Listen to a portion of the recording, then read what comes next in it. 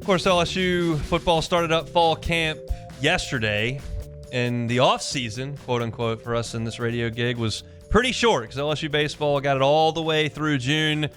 Football starts up into July. We like that a lot, so we'll hope we can make that a bit of a habit around here. It tends to be.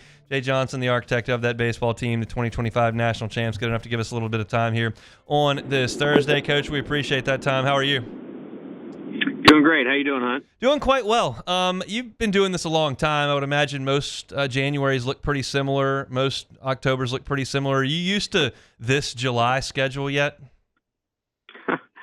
I love the short window between the end of the previous season and school starting. So if we can keep it around 48 days, that's ideal. It's a little crazy, but give me that problem every year.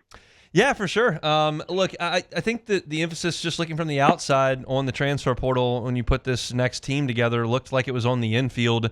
Was that your priority, and how do you feel like y'all kind of restocked the shelves there?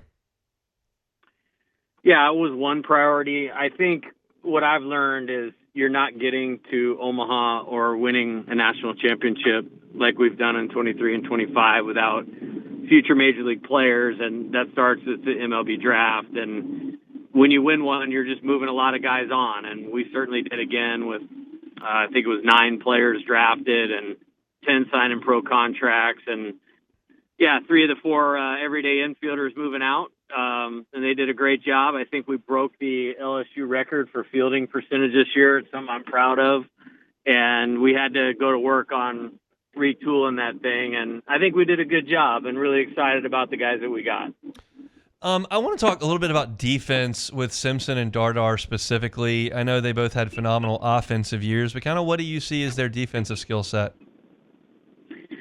Yeah, we're going to work through that in the fall. I actually texted all the infielders 2 days ago and said, hey, we're about 1 month away from starting skill instruction on defense, and we're going to take a lot of reps, and you need to make sure you're in physical shape to be able to handle that because we have some finding out that we need to do. I'm not going to box ourselves into anything without seeing those guys, and we'll have a full fall, and that's going to be a big priority is seeing where the pieces go. John Pearson swung the bat pretty well from far away, it looks like, in the Northwoods League. What have you seen from him this summer, and what could he potentially do defensively? I know he was a right-handed bench bullet for you this year. Yeah, it'll be in the third base, first base type mix for John. I thought he improved a lot defensively over the year.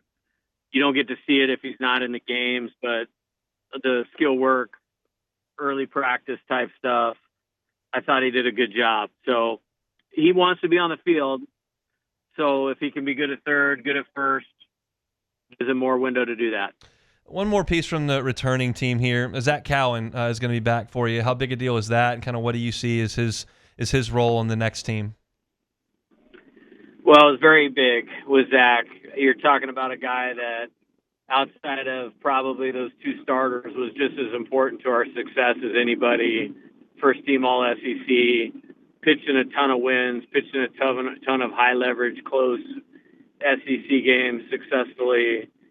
So I'm very proud of him for holding his line with pro baseball in the draft. And he's obviously been a successful starter, had a successful start in Omaha. So he'll have every opportunity to do that. I think he can do that. And if we have to put him in the role that we did this year, we know he's really good at that too. But excited to get a lot of pitches and a lot of outs out of Zach, and really happy to have him back in 2026. There was a time where losing 6, 7, 8, 9 high school signees out of a class would be kind of crippling to the back end of a program. It would probably necessitate like junior college down the road. Are you allowed to recruit a little bit more aggressively in terms of the level of high school talent, knowing that, hey, if I get a little bit aggressive and we lose a little bit more, the portal's there for me to maybe supplement that? Well, it certainly helps. I don't like that we lost 8 guys, and it was an interesting year. Those were 8 really good players.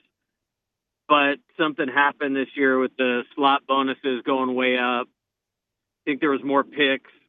There was more money to go around. And so 7 of those 8 guys ended up getting over $2 million. Yeah. And I don't know that in any other year that all of them them would have gone. So it was a little bit unfortunate, but it's the way that it is. And I thought we recovered really well in terms of this season. Now it'll require another effort next year to cover what those guys' production would have been in their sophomore year. I know you were excited about Omar Serna as well as William Patrick not being picked and being part of the program moving forward. What can you tell us about those two guys from your high school class?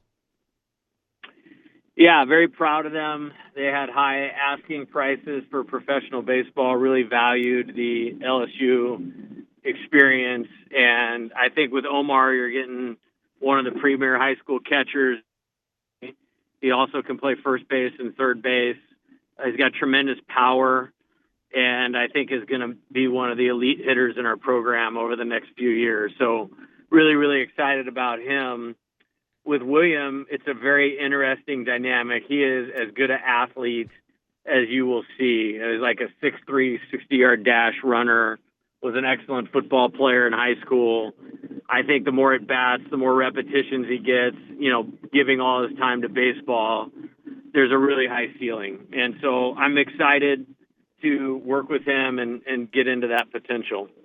And last one, I'm kind of looking at the summer ball stats, and that's all I'm looking at. I don't see a lot of video, but Maverick Grizzy's numbers are really, really good on the Cape. What have you noticed from him, and have you spoken with him? Kind of how do you feel about his development entering his second year?